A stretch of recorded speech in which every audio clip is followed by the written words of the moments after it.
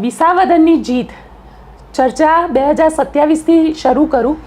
2027 mission 2027 આમ આદમી party કઈ રીતે જોઈ રહી છે? વિસાવદરની જીત છે એ એક ઈશ્વરનો એક સંકેત છે. ગુજરાત જેવા રાજ્યમાં જ્યાં ભાજપ પાર્ટી આજકાલ કરતાં 35-40 વર્ષથી જેની સરકાર છે, પેટા ચૂંટણી આમ આદમી પાર્ટી જીતે એ ઈશ્વરનો સંકેત છે, જનતાનો કોઈક સંકેત છે કે કંઈક હવે બદલો.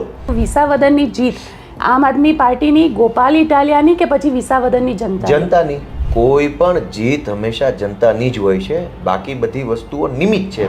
800 દિવસમાં કિરીટ પટેલ અને પેરિસ બનાવવાની વાત કરતા હતા. ગોપાલ ઇટાલિયા જનતાની અપેક્ષા ઉપર સાચા ઉતરશે, ખરા ઉતરશે? અમે કામે લાગી ચૂક્યા છીએ, અમારી ટીમ કામે લાગી છે. સૌની યોજનાનું પાણી ક્યાં સુધી લોકોને મળશે? તમે પોતે કોઈ રોડ મેપ તૈયાર કર્યો છે? ખેડૂતોને સાથે રાખી, અધિકારીઓ સાથે રહી, ટેકનિકાલિટી એની ભૌગોલિક રીતે કેટલું વાયબલ છે એ બધું સમજી અને ધીમે ધીમે આપણે એમાં સાથે રાખી ખેડૂતોને કામ કરીશું. તો શું જવાહર ચાવડા, હર્ષદ રીબડિયા જેવા નેતા તમારા સદસ્યતા અભિયાનમાં જોડાશે? જે લોકો ખરેખર આ ભાજપની ભ્રષ્ટ અને દુષ્ટ સરકારથી ગુજરાતને છોડાવવા ઈચ્છતા હોય એ બધાનું અમે તો બે હાથ જોડીને સ્વાગત કરીએ છીએ. આવો બાપા, આપણે ભેગા મળીને કંઈક કામ કરીએ. 10 કરોડની માનહાનિની નોટિસ મળી ગઈ તમને? સ્વર્ગસ્થ વિજયભાઈ રૂપાણી એવું કહેતા હતા 25 કરોડમાં આખી પાર્ટી આવે એમ છે. 10 આ એકલા માગે છે, કેમ દેવાના? એટલે તો ઉમેશ મકવાણાને કેમ છોડવું પડ્યું? અને ઉમેશ મકવાણા એવું કહે છે કે વિસાવદર ઉપર પાર્ટીએ જેટલું કોન્સન્ટ્રેટ કર્યું એટલું કડી ઉપર નથી કર્યું. ઉમેદવારે પોતે એવું કીધું કે એ દલિત છે એટલે પાર્ટીએ ધ્યાન નથી આપ્યું. ઉમેદવારે એવી ફરિયાદ કરી. ધારાસભ્ય થઈ ગયા, સુરતથી તમે આવો છો, ગૃહમંત્રીને લઈને પણ તમે એવા ઘણા બધા નિવેદનો કર્યા હતા. વિધાનસભામાં હવે આમને સામને હશો.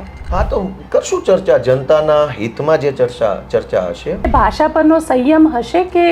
ભાષામાં તો બેન પહેલાંય સંયમ હતો, અમે કાંઈ એને ગાળો તો દીધી નથી. ગોપાલ ઇટાલિયા 27ની ચૂંટણી માટે સીએમના ચહેરા તરીકે દેખાશે? ગોપાલ ઇટાલિયા જ્યારે કાંઈ નહોતો, હું આમ આદમી પાર્ટીમાં નવો આવ્યો ત્યારે લોકોને એમ થતું આનાથી કાંઈ નહીં થાય, ભાજપ કેવડી મોટી પાર્ટી છે, ભાજપ નહીં જીતવા દે. નામ લોકોને એમ લાગે આ વડાપ્રધાનને લાયક છે, લોકો મને વડાપ્રધાન બનાવશે. એટલે સપનું જોયું છે ખરું? હવે 8 પાસો મંત્રી બની જાય ગોપીબેન, તો મારો શું વાંક છે? નમસ્કાર, હું છું ગોપી ગાંગર અને આપ જોઈ રહ્યા છો નિર્ભય ન્યૂઝ. વિસાવદરની ચૂંટણીમાં ગોપાલ ઇટાલિયાની જીત બાદ આમ આદમી પાર્ટી એક નવા રૂપ, રંગ અને નવા જોશ સાથે જોવા મળી રહી છે. 2027ને લઈને અરવિંદ કેજરીવાલે તો ઘણી બધી ઘોષણાઓ કરી દીધી છે, પણ ગોપાલ ઇટાલિયાની જીત શું ખરેખર 2027નું મિશન આમ આદમી પાર્ટી બની શકે છે? આપણી સાથે અત્યારે આ વિષય પર વાતચીત કરવા માટે ગોપાલ ઇટાલિયા જોડાયા છે. આમ તો વિસાવદરની જીત બાદ આ પહેલો ઇન્ટરવ્યૂ છે. ગોપાલભાઈ, નિર્ભય ન્યૂઝમાં આપનું સ્વાગત છે. વિસાવદરની જીત ચર્ચા 2027થી શરૂ કરું. 2027 મિશન 2027 આમ આદમી પાર્ટી કઈ રીતે જોઈ રહી છે? જે રીતે વિસાવદર, ભેસાણ અને જુનાગઢ ગ્રામ્યની જનતાએ એક સંદેશ આપ્યો છે કે ગુજરાતમાં બદલાવની જરૂર છે, ગુજરાતમાં એક મજબૂત અવાજની જરૂર છે, તો એ સંદેશ ગામડે ગામડે સુધી પહોંચે એના માટેની અમારું એક વિઝન છે અને એ વિઝનને સાકાર કરવા માટે ગુજરાત જોડો અભિયાન આજે લોન્ચ થયું છે. 95-12-04-0404 આ નંબર છે, એના ઉપર મિસ કોલ કરવાથી લોકો આમ આદમી પાર્ટી સાથે જોડાઈ શકશે. એટલે વિસાવદરની જીત છે એ એક ઈશ્વરનો એક સંકેત છે. સામાન્ય રીતે પેટા ચૂંટણીઓ સત્તાધારી પાર્ટીઓ જ જીતે છે, આખા દેશની આ સામાન્ય બાબત છે. ગુજરાત જેવા રાજ્યમાં જ્યાં ભાજપ પાર્ટી આજકાલ કરતાં 35-40 વર્ષથી જેની સરકાર છે, સરકારી તંત્ર ઉપર મજબૂત પકડ છે, એવા રાજ્યમાં પેટા ચૂંટણી આમ આદમી પાર્ટી જીતે એ ઈશ્વરનો સંકેત છે, જનતાનો કોઈક સંકેત છે કે કંઈક હવે બદલો. તો એ સંકેતને સમજીને, એ સંકેતને સ્વીકારીને અમે અત્યારે આગળ વધવાની હવે કોશિશ કરી રહ્યા છીએ. તમે કહી રહ્યા છો કે આગળ વધવાની કોશિશ કરી રહ્યા છો, પરંતુ વિસાવદરની જીત આમ આદમી પાર્ટીની, ગોપાલ ઇટાલિયાની કે પછી વિસાવદરની જનતાની? એમાં કોઈ શંકા જ નથી. કોઈ પણ જીત હંમેશા જનતાની જ હોય છે, બાકી બધી વસ્તુઓ નિમિત્ત છે. પાર્ટી નિમિત્ત છે, ઉમેદવાર નિમિત્ત છે, પ્રચાર છે એ નિમિત્ત છે. વાસ્તવિક રીતે કાં તો જનતા હારે છે કાં તો જનતા જીતે છે. નબળો નેતા ચૂંટાઈ જાય, નબળી પાર્ટી ચૂંટાઈ જાય તો જનતા હારી જાય છે. વિસાવદરની જીત છે એ વિસાવદરના ખેડૂતો, ખેતમજૂરો, વેપારીઓ, દુકાનદારો, રત્ન કલાકારો, માલધારીઓ એમની જીત છે. એમના સંકલ્પની જીત છે, કેમ કે એમણે મજબૂત સંકલ્પ કર્યો અને સરકારની સામે રહ્યા, તો આ જનતાની જીત છે. અમે બધા એમાં નિમિત્ત બન્યા છીએ. તમે કહી રહ્યા છો કે નિમિત્ત બન્યા છો, પણ સમય ખૂબ ઓછો છે. તમારી પાસે આજે સમય છે લગભગ 800 દિવસનો સમય છે. 800 દિવસમાં કિરીટ પટેલ અને પેરિસ બનાવવાની વાત કરતા હતા. ગોપાલ ઇટાલિયા જનતાની અપેક્ષા ઉપર સાચા ઉતરશે, ખરા ઉતરશે? બિલકુલ, અમે કામે લાગી ચૂક્યા છીએ. અમારી ટીમ કામે લાગી છે. હું સરકારી તંત્રને મળી રહ્યો છું અને ગામડે ગામડે જઈને મેં લોકો સાથે જે ચર્ચા કરી અને વેદનાની ડાયરીમાં મેં જે મારી વાત લખી હતી, તો લોકોને પણ એ વાતની ચોખવટ છે, મને પણ એ વાતની ચોખવટ છે કે આપણી પાસે સમય કેટલો છે અને કામ કેટલું છે. તો લોકોને મેં એ બાબત ઉપર જ અપીલ કરેલી. લોકોએ સમય કેટલો છે એ વાતને ધ્યાનમાં રાખીને જ ગોપાલ ઇટાલિયાને નિમિત્ત બનાવ્યો છે. હવે અમે અત્યારે અમારા કામે લાગ્યા છીએ. ધીમે ધીમે કરતાં જે કંઈ કામો હાથ ઉપર લેવાના છે, એ રોડ રસ્તાના કામો હોય, ઇકોઝોન બાબતે અમારી લડાઈ છે, જમીન માપણીની અમારી લડાઈ છે, સહકારી મંડળીના કૌભાંડ બાબતે, તો અમારા જે કાંઈ ચૂંટણીલક્ષી મુદ્દા છે એમાં અમે કામે લાગી ચૂક્યા છીએ.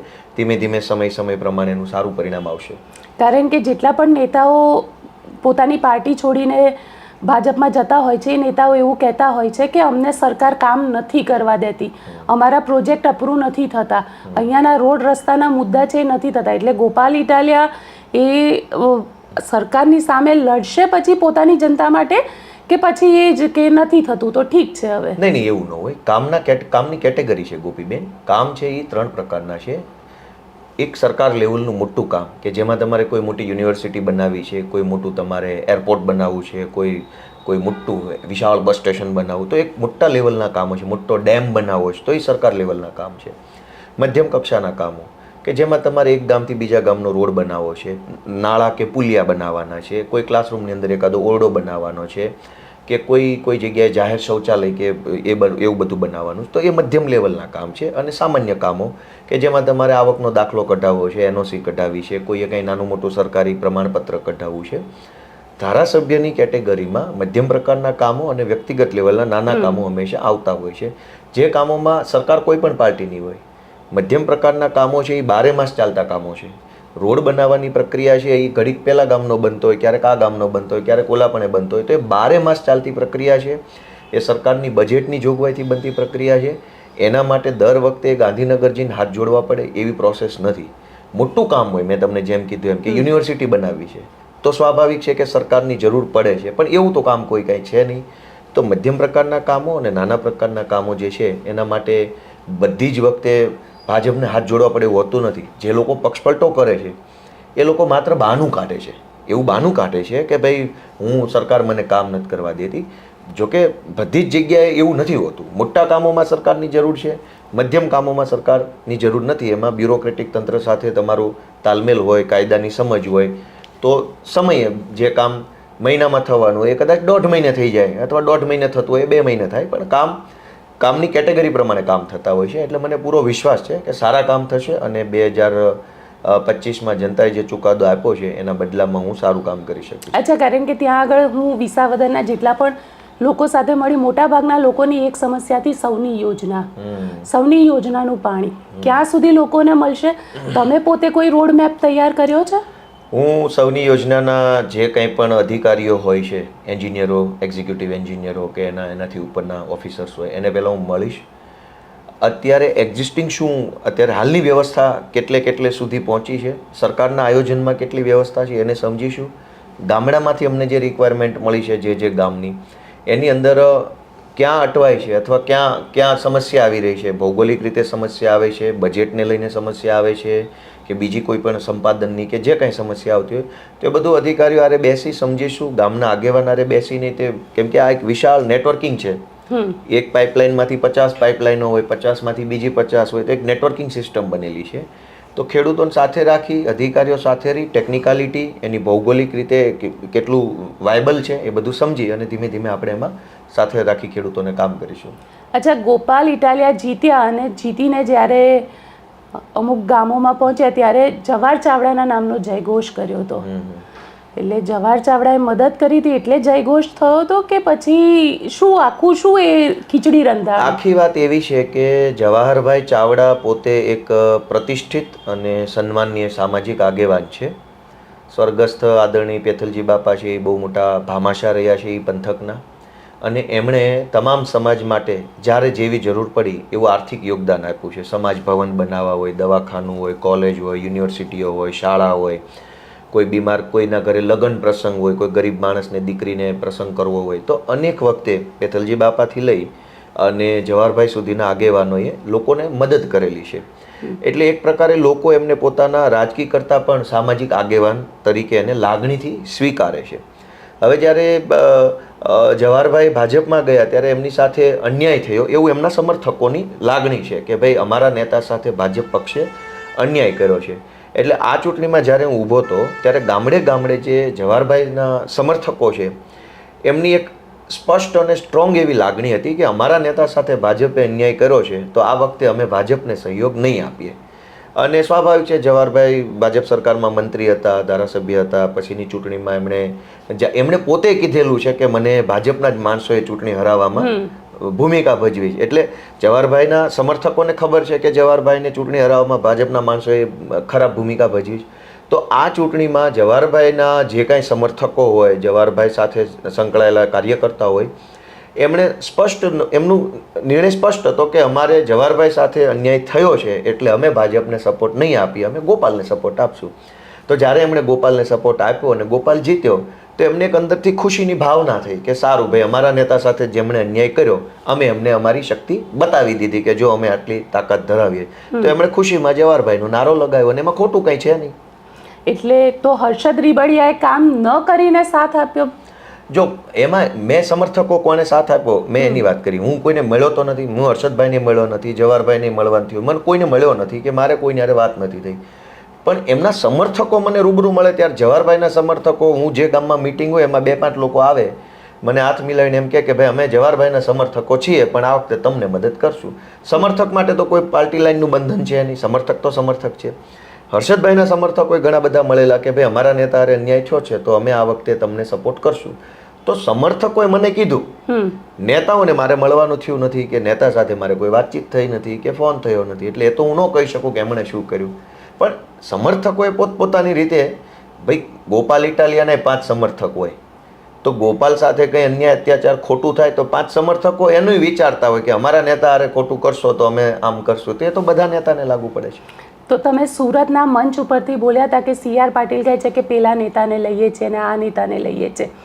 તો શું જવાહર ચાવડા, હર્ષદ રીબડિયા જેવા નેતા તમારા સદસ્યતા અભિયાનમાં જોડાશે? એ તો એનો જવાબ તો એ જ આપી શકે ને, જોડાશે કે નહીં. કોશિશ તો ખરી તમારી.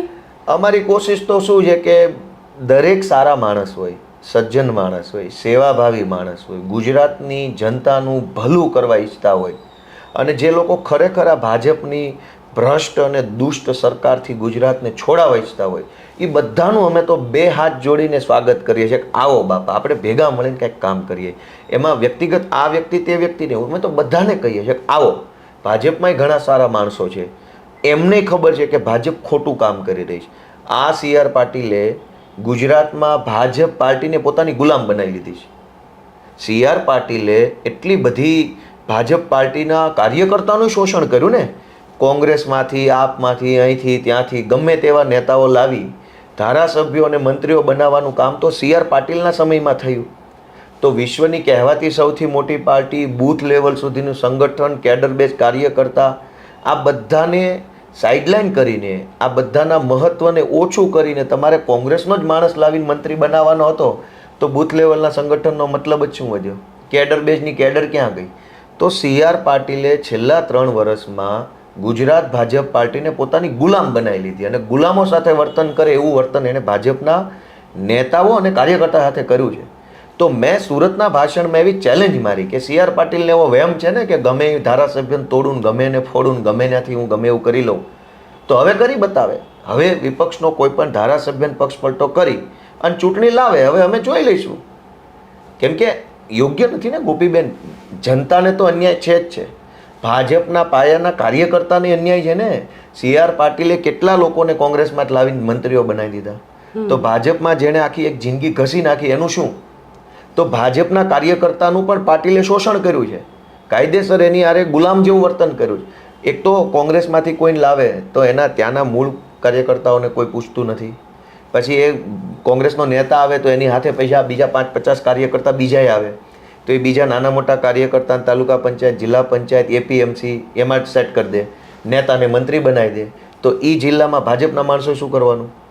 તો પાટીલે જે ગુજરાતના રાજકારણને તળિયે લઈ જવાનું કામ કર્યું છે, રાજકારણને બરબાદ કરવાનું કામ કર્યું છે, એ તો એ માફીને પાત્ર નથી. એમાં ભાજપના લોકોય સંમત થશે મારી આ વાત સાથે કે પાટીલે ખોટું કર્યું છે અને એવું ન હોવું જોઈએ રાજનીતિમાં.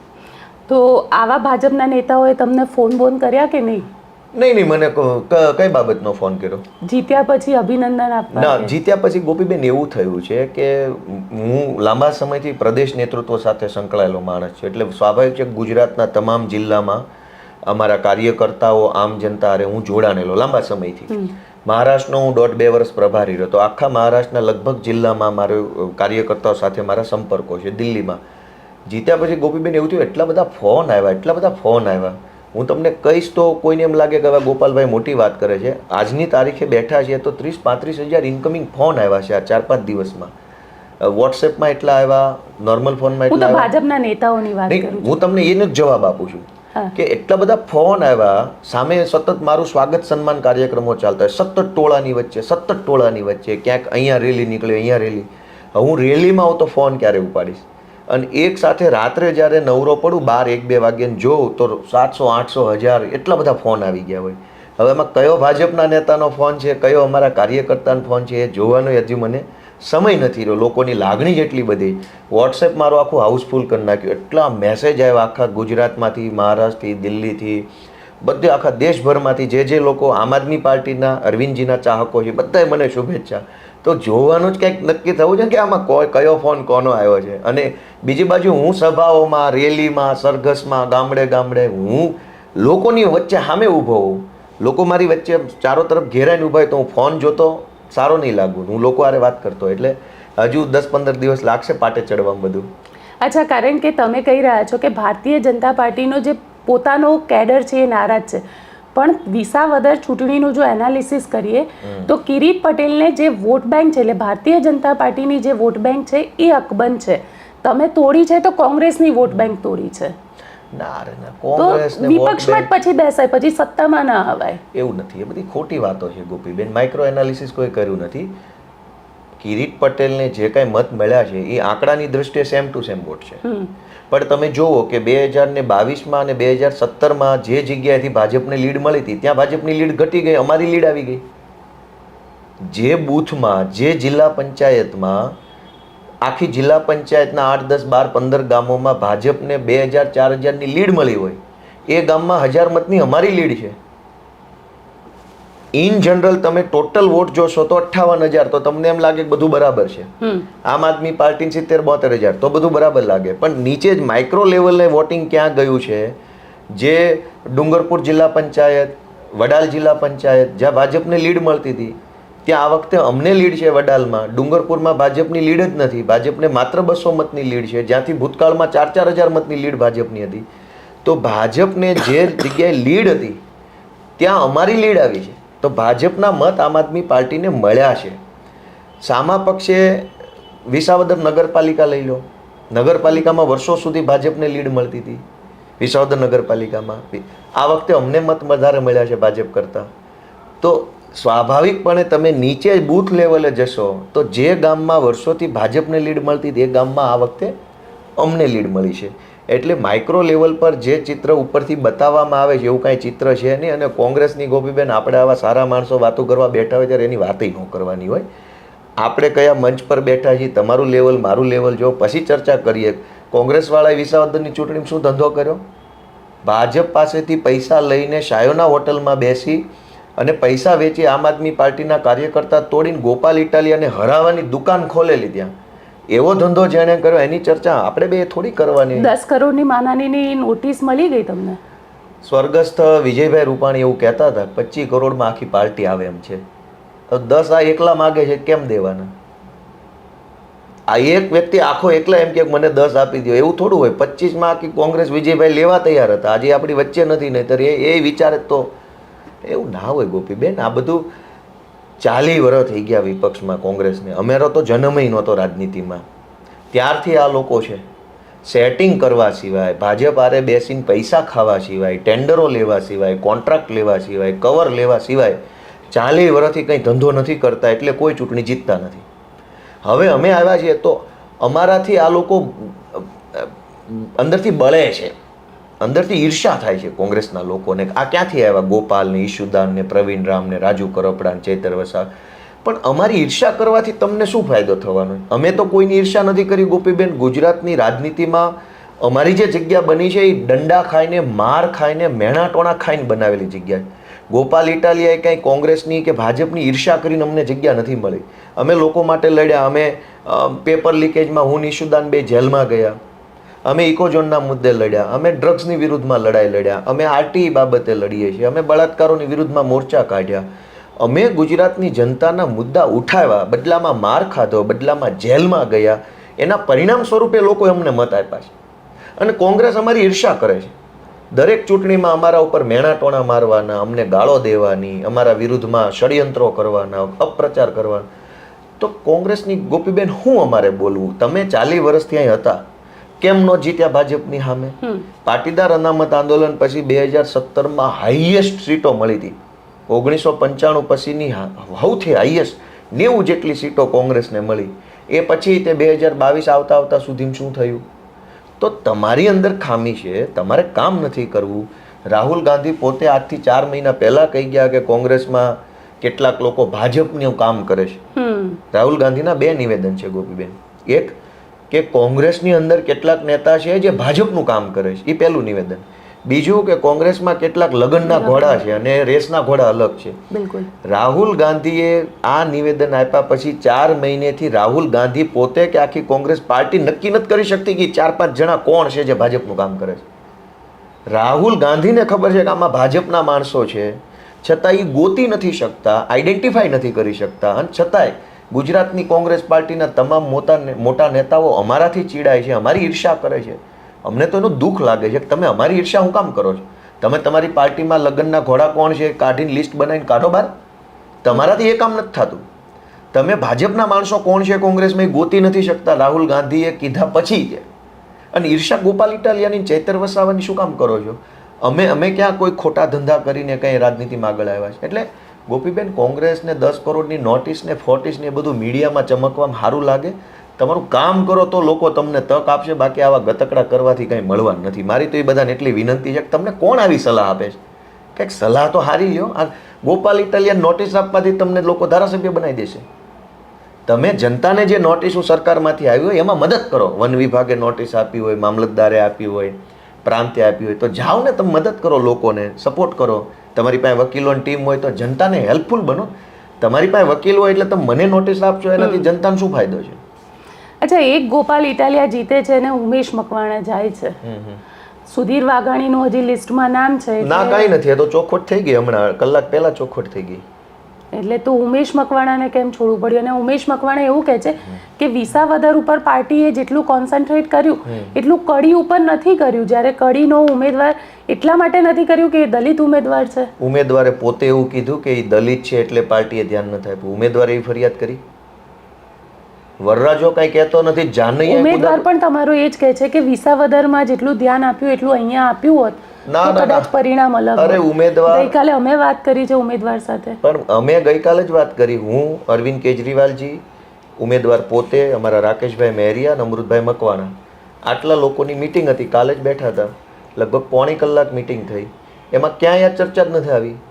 જ્યારે પાર્ટીએ ચૂંટણી લડવાનો બંને સીટ પર નિર્ણય કર્યો ત્યારે પાર્ટીની પોઝિશન સ્પષ્ટ હતી કે કડીની અંદર 2022ની ચૂંટણીમાં પણ આપણને બહુ સારી એવી કહી શકાય એવા મત નથી મળ્યા. કેમ કે આપણું ત્યાં સંગઠન બહુ સારું કહી શકાય એવું નથી. 22ની ચૂંટણીમાં કે અમને 35-40 હજાર મત મળ્યા હોય એવું હતું નહીં. 20-25 હજાર મત મળ્યા હોય એવું હતું નહીં. 22ની ચૂંટણીમાં પણ અમને ત્યાં બહુ સારી રીતે કોઈ મત મળ્યા હોય એવું હતું નહીં પોઝિશન. કેમ કે ત્યાં કડી વર્ષોથી નીતિનભાઈ સાહેબ ત્યાંથી ચૂંટણી લડતા અને જીતતા, એટલે સ્વાભાવિક છે કે એમનો એક પ્રભાવ હોય લોકો ઉપર. 5-25 કામ નાના મોટા એમના હાથે થયા પણ હોય. એટલે આમ આદમી પાર્ટીને ત્યાં આવકાર નહોતો. 2025ની પેટા ચૂંટણીમાં પણ અમને કંઈ બહુ ત્યાંથી કરોડોનું જનસમર્થન છે એવું તો હતું નહીં. તો પાર્ટીની પોઝિશન પહેલેથી સ્પષ્ટ હતી કે ભાઈ આપણી પાસે કડીની ચૂંટણીમાં બેઝ નાનો છે, એટલે આપણે જોઈએ એટલું એની અંદર આપણે તાકાત લગાવી શકશું નહીં. કેમ કે આપણી પાસે કાર્યકર્તા હોવો જોઈએ ને. ચાલો કેજરીવાલની સભા કરીએ, કાર્ય કરતા જ નથી તો સભા કોણ કરાવે? એટલે વિસાવદરમાં હતા. વિસાવદરમાં તો 2022માં હતા ને, એટલે જ તો ચૂંટણી જીત્યા હતા. એટલે ગોપીબેન, આપણા પોતાના રોટલા શેકવા માટે ગમે એવા વાહિયાત નિવેદનો આપણે કરી દેવા, જનતાને એટલી બધી કોઈએ મૂર્ખ ન સમજવી જોઈએ. ઉમેશ મકવાણા દલિત હતો એટલે આમ કર્યું તેમ કર્યું. એક જ પ્રશ્ન ગોપીબેન છે, વિછિયાની અંદર કોળી સમાજના દીકરાની ઘાતકી હત્યા કરવામાં આવી. ઉમેશ મકવાણા પોતે કોળી સમાજથી છે. કાં એક વખત એ ના ગયા તમે તમારી જ્ઞાતિના હતા તોય? મીડિયામાં આવીને ગમે એવી લવારી કરવી એ અલગ મુદ્દો છે ગોપીબેન. સમાજને જરૂર પડે ત્યારે ઊભું રહેવું અને ત્યારે તમારી પ્રમાણિકતા અને નિષ્ઠા સમાજને બતાવવી એ બીજો મુદ્દો છે. ટીવીમાં આવીને કહી દેવું તારે દલિત સમાજનો ઠેકો લેવાની જરૂર નથી. વિછિયામાં કોળી સમાજના દીકરાની ઘાતકી હત્યા થઈ. કાં ઉમેશ મકવાણા વિછિયા અને બોટાદ બાજુમાં જ છે, એની બોર્ડર જ છે ધારાસભાની. કાં ન ગયા તમે વિછિયામાં? આવડી મોટી ઘટના બની, આખો સમાજ એકઠો થયો, 100 જેટલા કોળી સમાજના છોકરાઓની પોલીસે ખોટી રીતે ધરપકડ કરી, આખો કોળી સમાજ આક્રોશમાં આવ્યો, સંમેલન બોલાવવામાં આવ્યું. આટલી ઘટના બની તો વિછિયાની તરત બાજુમાં આવેલા બોટાદના ધારાસભ્ય કોળી સમાજના છે, તો કેમ એક સ્ટેટમેન્ટ નહીં કે એક વખત હાજરી નહીં, આશ્વાસન નહીં, કંઈ નહીં? તો ગોપીબેન, ટીવીમાં આવીને ગમે એવું સમાજના નામે ફેંકમ ફેંક કરવું અલગ વાત છે. સમાજ એવડો મૂર્ખ નથી કે તમને ઓળખે નહીં, બધા બધાને ઓળખે છે, આપણે કંઈ કહેવાની જરૂર નથી. આજે તમે કહી રહ્યા છો કે બધા બધાને ઓળખે છે, પરંતુ ગોપાલ ઇટાલિયાની વાત કરવામાં આવે તો અત્યાર સુધી એક આંદોલનકારી ચહેરો હતો જેણે ગૃહમંત્રીને ચપ્પલ માર્યું હતું. એ સિવાય પણ ઘણા બધા કેસીસની અંદર ગોપાલ ઇટાલિયા રોડ ઉપર ઉતરતા દેખાયા હતા. ધારાસભ્ય થઈ ગયા, સુરતથી તમે આવો છો, ગૃહમંત્રીને લઈને પણ તમે એવા ઘણા બધા નિવેદનો કર્યા હતા. વિધાનસભામાં હવે આમને સામને હશો. હા, તો કરશું ચર્ચા, જનતાના હિતમાં જે ચર્ચા હશે, ગુજરાતના લોકો માટે. એટલે ભાષા પરનો સંયમ હશે કે? ભાષામાં તો બેન પહેલાંય સંયમ હતો, અમે કાંઈ એને ગાળો તો દીધી નથી. સમાજમાં જાહેરમાં ન બોલી શકાય એવા કોઈ શબ્દો તો વાપર્યા નથી. જાહેરમાં બોલી શકાય એવી જ શબ્દો બોલ્યા છે ને. કોઈ જાહેરમાં બોલવામાં ખરાબ દેખાય એવી તો ભાષા વાપરીને, તો એમાં બીજું તો ક્યાં ભાષાની સંયમની ક્યાં ચર્ચા? અમે અત્યાર સુધી સંયમથી બોલ્યા છે, આગળ હજુ વધુ સંયમથી બોલશું. કોઈ ડેકોરમ, માનો કે વિધાનસભાનું એક ડેકોરમ છે, ધારાસભ્ય તરીકેનું કોઈ ડેકોરમ છે, તો એ ડેકોરમ જાળવીશું. એમાં કોઈ ના હોવી ન જોઈએ, નહીં તો મારી જવાબદારી છે. આંદોલનકારી તરીકે જરાક વધારે આક્રોશથી બોલ્યા હોય, હવે બોલશું તો એને શબ્દોનો આક્રોશ રાખશું, મગજનો આક્રોશ ઓછો કરી નાખશું, શબ્દોના આક્રોશમાં રહીશું. એ તો બધું સમય સંજોગ પ્રમાણેની વાત છે. એટલે ગોપાલ ઇટાલિયામાં પરિવર્તન આવશે? નહીં, પરિવર્તન એટલે કંઈ હું પહેલા વાલીઓ લૂંટારો હતો અને હવે ઋષિ વાલ્મીકી થઈ જાઉં એવું કાંઈ છે નહીં ને. હું તો, મારો સ્વભાવ શું છે કે જ્યાં જનતાને અન્યાય થાય, અત્યાચાર થાય, ખોટું થાય, ત્યાં બોલવું એ મારો સ્વભાવ અને મારી જવાબદારી બંને છે. અને લોકોએ પાછી મને વધારાનો ધારાસભ્ય તરીકે એ કામ સોંપ્યું છે, હવે તો ઓફિશિયલ કામ સોંપ્યું, તો હું એ કરીશ. એમાં બદલાઈ જવાની ક્યાં વાત છે? બદલાવા માટે તમારી પાસે સરકાર છે, એ બદલાવાનું અમારે કામ કરવું છે. આજે તમે કહી રહ્યા છો કે બદલાવાનું, સરકાર બદલવાનું કામ કરવું છે, પણ સરકાર બદલવા માટે પણ તમારે કોંગ્રેસ સાથે ઘણી બધી સીટો ઉપર ગઠબંધન કરવું પડશે. કારણ કે જો કોંગ્રેસ ગુજરાતની અંદર 22ની ચૂંટણીનું પરિણામ જુઓ તમે, તો ઘણી બધી જગ્યાએ કાં તો કોંગ્રેસ કાં તો આમ આદમી પાર્ટીના લીધે ભારતીય જનતા પાર્ટી જીતી હોય એવી ઘણી બધી સીટ છે. ગઠબંધન રહેશે, શું થશે શું નહીં? ગોપીબેન, વિસાવદરની ચૂંટણીમાં કોંગ્રેસે ખુલ્લેઆમ ભાજપનું કામ કર્યું, ખુલ્લેઆમ, જગ જાહેર, કેમેરા સામે. હવે ગઠબંધન કોની હારે કરવાનું? કોંગ્રેસ પોતે જ ભાજપ હારે ગઠબંધનમાં હોય તો મારે કોની હારે કરવાનું? અને એના કરતાં બીજી વાત, હાલો હું તમને જવાબદારી સોંપું કે આપણે કોંગ્રેસ હારે ગઠબંધન કરવું છે દાખલા તરીકે, અને આપણે કોઈ 5 નેતાને મળવાનું થાય. હવે 5 નેતામાં 4 જ લગ્નના ઘોડા હોય તો ગઠબંધનની ચર્ચા કેવી રીતે થાય? અથવા એ 5 નેતા જે ઓલો રાહુલ ગાંધી કહે છે ભાજપવાળા એ હોય તો ગઠબંધન કરવું હોય તો ચર્ચા કોની હારે કરવાની? આમ આદમી પાર્ટીનું કંઈ પણ કામ હોય તો આખા ગુજરાતને ખબર છે, ગોપાલ ઇટાલિયા, ઈશુદાન ગઢવી, મનોજ સોરઠિયા, રાકેશ હિરપરા, રાજુ કરપડા, પ્રવીણ રામ, ચૈતર વસાવા, હેમંત ખવા, આટલામાં કોઈ પણને મળો એટલે આમ આદમી પાર્ટીની ચર્ચા હશે એ પાક્કા પાયે હશે ને ગંભીર હશે. અમારામાં સ્પષ્ટ છે કે આ 10-15 લોકોને મળો એટલે આમ આદમી પાર્ટીની વાત હોય એ ફાઇનલ. હવે હું તમને એમ કહું, કોંગ્રેસમાંથી તમે જે 10 લેખા એમ કહો કે આ 10 જણાને મળવાનું ગઠબંધન માટે, એ 10માંથી 9 તો લગ્નના ઘોડા હોય, એ 9માંથી પાછા 5 જણા તો ભાજપનું કામ કરતા હોય, રાહુલ ગાંધી કહે છે, તો ગઠબંધનની ચર્ચા કોની હારે કરવાની? કંઈક આપણને ખબર તો હોય છે ને કે આ માણસ સાચો છે, આ સાચો છે, આ સાચો છે. ભાજપના માણસ હારે જ ગઠબંધનની ચર્ચા થઈ જાય તો લોચામ ન લાગી જાય? અમે તે અમારે તો દંડા ખાઈને માર ખાઈને સરકાર બનાવવાની છે, એણે પડીકા લેવાના ભાજપ પાસેથી. તો ગઠબંધનની વાત આમ બોલવામાં બધું સારું લાગે, ન્યા કોઈની ખબર. અમારે કાઠિયાવાડમાં ગોપીબેન રિવાજ છે, ખડકીએ એક ભાભો બેઠો હોય, એટલે એ બધો વહીવટ ભાભા પાસે હોય. ગામ ડેલું હોય, ઘર દીઠ ડેલે ભાભો બેઠો હોય, એટલે ભાભા અમારા વડીલ હોય, એટલે આખા ઘરનો વહીવટ ભાભા પાસે હોય. ભાભાને મળી લો ને ભાભા વાત થાય એટલે ફાઇનલ, પછી કોઈ કઈ બોલવાનું ન આવે. બધી પાર્ટીમાં ભાભો કોણ છે એ બધાને ખબર છે. કોંગ્રેસમાં ભાભો કોણ છે એ કોઈને ખબર નથી. અડધા લગ્નમાં છે ને, અડધા રેસમાં છે ને, અડધા ડિસ્કોમાં છે ને. કંઈક નક્કી તો થાય પહેલા મિટિંગ કોની હારે કરવાની, પછી ગઠબંધનની વાત આવે. અચ્છા, કારણ કે આ ચૂંટણી જીત્યા પછી ગોપાલ ઇટાલિયા પાર્ટી માટે એક મોટો ચહેરો થઈ ગયો છે. એટલે ગોપાલ ઇટાલિયા 27ની ચૂંટણી માટે સીએમના ચહેરા તરીકે દેખાશે, એટલે મોટા પદ ઉપર દેખાશે. ગોપીબેન, સમાજમાં કોઈ પણ પ્રકારની જગ્યા છે ને એ આપણે આપણા સંઘર્ષથી લોકોના મનમાં બનાવવાની હોય. ગોપાલ ઇટાલિયા જ્યારે કાંઈ નહોતો, હું આમ આદમી પાર્ટીમાં નવો આવ્યો ત્યારે લોકોને એમ થતું આનાથી કાંઈ નહીં થાય, ભાજપ કેવડી મોટી પાર્ટી છે, ભાજપ નહીં જીતવા દે. નામ અમે સંઘર્ષ કર્યો. લોકોને એક સમય એવું લાગ્યું કે નહીં, આ માણસ લાયક તો છે. લોકોને લાગ્યું તેથી લોકોએ મન બનાવ્યો. હું અહીંયા બેઠો સપના જોઉં તો સપનું નાનું હું કામ જોઉં? સીએમ બનવાનું હું કામ જોઉં? અમેરિકન રાષ્ટ્રપતિ ન જોઈ લઉં? મારા સપનાથી બધું થતું હોય તો નાના સપનામાં ટાઈમ જ હું કામ બગાડું? અમેરિકન રાષ્ટ્રપતિ બની જાઉં, યુનોનો પ્રેસિડેન્ટ બની જાઉં, કંઈક દુનિયાના 8-10 સારા દેશો હોય એનો કંઈક પ્રતિનિધિ. મારા સપના જોવાથી ગોપીબેન કાંઈ હોતું નથી. મારે સંઘર્ષ કરવાનો છે. મારો સંઘર્ષ જોઈને લોકો એક દિવસ નક્કી કરશે કે આ છોકરાને હું બનાવવો છે, અને લોકો જે બનાવવાનું ધારશે ને એ બનતા કોઈ રોકી નહીં શકે. બાકી હું અહીંથી છેક ચલ્લીના સપના જોઉં કે ગોપાલ ઇટાલિયા આમ બની જાય ને ક્રાંતિ કરશે, એવું ન હોય. જનતા સપનું જોશે ને જેથી કે આ ગોપાલને આમ બનાવવો છે, ગોપીબેનને આમ બનાવવા છે, રમેશભાઈને આમ બનાવવા, તો જનતાનું સપનું સાકાર થવાનું છે.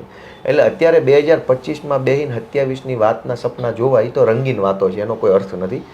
મારું અત્યારે બેન એટલું કામ છે કે લોકોએ મને જે જવાબદારી સોંપી છે એમાં હું વધુ ને વધુ સારું હું કરી શકું, મેક્સિમમ. એવું નથી કે હું આમ જાદુની છડી ફેરવી દઈશ ને દુનિયા મસ્ત થઈ જાય, નહીં. હું વધુ કોશિશ કરું, વધુ પ્રયત્ન કરું, ઈરાદાપૂર્વક સારો ઈરાદાથી પ્રયત્ન કરું, અને લોકો જોવે છે. લોકોને એમ લાગશે કે આ છોકરો મંત્રી બનવાના લાયક છે તો લોકો મને મંત્રી બનાવશે. લોકોને એમ લાગે આ વડાપ્રધાનને લાયક છે, લોકો મને વડાપ્રધાન બનાવશે. એટલે સપનું જોયું છે ખરું? હવે 8 પાસો મંત્રી બની જાય ગોપીબેન તો મારો શું વાંક છે? કમસે કમ હું વધુ ભણેલો માણસ, તો મને બધી મીડિયા ચેનલ એમ પ્રશ્ન પૂછે કે તમને એવું મન છે ખરું, પણ હવે ઓલ્યા હાવ બની ગયા છે એનો કોઈને વાંધો નથી. ગોપાલ ઇટાલિયો એક ગામડાના સામાન્ય પરિવારમાં જન્મેલો ખેડૂતનો દીકરો, ભણી ગણીને હોશિયાર થઈને એક સપનું જોવે તો બધા પૂછપૂછ કરે છે કે તમને સપનું છે, પણ અમને શું કામ ન હોય? કેમ અમારો હક નથી? બધું કાંઈ રૂપિયાવાળા છોકરા જ મંત્રી બનશે, અમારો કાંઈ હક નથી આ ગુજરાતમાં? અમે નાના માણસ છીએ એટલે હું અમારે નહીં મંત્રી બનવાનું? અમારે બનવું, શું કામ નથી બનવું? પણ અમારો બનવાનો રસ્તો અને એમનો બનવાનો રસ્તો એ છે કે એ લોકો પૈસા અને બાહુબલના દમ પર બને છે. અમે સંઘર્ષના દમ પર બનીએ, અમે મહેનત કરીએ, લોકો વચ્ચે જઈએ, લોકોનું કામ કરીએ, લોકોનો વિશ્વાસ જીતીએ અને લોકો અમને બનાવે તે દિવસે બનીએ. હાલ જે સત્તામાં બેઠા એ તો પૈસા આપીને, ભ્રષ્ટાચાર કરીને, બાપ દાદાની ઓળખાણો લઈને, પાર્ટીમાં ચાપલુસી કરીને બનેલા છે. તો એ બન્યા છે, અમે બનશું, અમારો હક છે. પણ તો ગોપાલભાઈ, બીજી વાત એ બી આવે છે ને કે તમે જે ચૂંટણી લડ્યા એમાં સામે કિરીટ પટેલની સામે જયેશ રાદડિયા પણ હતા, એટલે તમને શું લાગી રહ્યું છે કે જયેશ રાદડિયાનો પનો ક્યાંક ટૂંકો પડ્યો કે પછી કિરીટ પટેલના કર્મ વધારે ખરાબ? એમાં ટૂંકા લાંબાનું કંઈ હોતું નથી ગોપીબેન. બધી ચૂંટણીઓના અલગ અલગ સમીકરણો હોય છે, બધા પોતપોતાની મહેનત કરતા હોય છે. ક્યારેક કોકને સફળતા મળે, ક્યારેક કોકને નિષ્ફળતા મળે. સફળતાના કોઈ કારણો નથી, નિષ્ફળતાના કોઈ કારણો નથી. આ તો શું છે, દુનિયાનો એક પ્રસ્થાપિત સિદ્ધાંત છે કે જીતે એની વાહ થવા મળે. જીતે એ ચાણક્ય ને હારે એ પછી ઘર ભેગા. એ જીત્યા હોત તો જયેશભાઈના વખાણ થતા હોત, અમે જીત્યા એટલે અમારા વખાણ થાય છે. એટલે એમાં આપણે કોઈની ટીકા ટિપ્પણી ન કરીએ કે આનો પન્નો ટૂંકો પડ્યો. હવે પોતાની મહેનત કરી છે, જનતાએ પોતાના મુદ્દા ઉપર મતદાન કર્યું. જનતાએ ગોપાલભાઈને જોઈને મત ન આપ્યા હોય, ગોપાલભાઈ જયેશભાઈને જોઈને નિર્ણય. જનતાએ એ જોયું છે કે અમારો મુદ્દો શું છે, તો કે અમારો મુદ્દો જમીન માપણી છે, ટેકાના ભાવના ખરીદી કેન્દ્રમાં થયેલો ભ્રષ્ટાચાર છે, અમારો મુદ્દો છે મંડળીમાં થયેલું કૌભાંડ છે, ઇકોઝોનનો મુદ્દો છે, રોડ રસ્તા. તો જનતાએ પોતાના મુદ્દા જોઈને મત આપ્યા છે, એને નહીં મને નહીં. પછી જનતાએ પોતાને જ જીતાડી છે. ગોપાલ ઇટાલિયા જીત્યો હોત તો ગોપીબેન અઠવાડિયા સુધી આનું ઉત્સવની ઉજવણી જ ન હોય. કોઈ ચૂંટણીમાં એક માણા ધારાસભ્ય બને ને અઠવાડિયું હાલે કોઈ દિવસ? એ વાતમાં દમ નથી. અઠવાડિયા સુધી કોઈ ઉજવણી ન હોય. આ ગુજરાતના ઇતિહાસની પહેલી એવી ચૂંટણી છે મેં મારી જીવનની કે એક માણા ધારાસભ્ય બન્યો એનું અઠવાડિયાથી આખા ગુજરાતમાં હરખ નથી હમાતો. તો આ જીત છે ને એ જનતાની જીત છે. પછી જયેશભાઈ શું કર્યું ને આને શું કર્યું કોઈ પ્રશ્ન નથી. જનતાએ પોતાને જીતાડી દીધી છે. હવે જનતા જીતી જાય પછી તો ગમે એનો પનો ટૂંકો પડે. ખોડલધામે સાથ આપ્યો? હવનો ટેકો હોય ને બેન, આ બધાનો ટેકો હોય. એમ વ્યક્તિગત આપણે કોઈનું નામ લઈને કહીએ આ બધું રાજકારણમાં એવું છે કે બધું વેરઝેરની વૃત્તિ હોય. ભાજપ વાળા કોઈને સત્યનો સાથ જેણે જેણે આપ્યો એનો હું આભાર માનું છું. અને કોણે સત્યનો સાથ આપ્યો ને કોણે નથી આપ્યો એ નક્કી કરવા વાળો હું કોણ?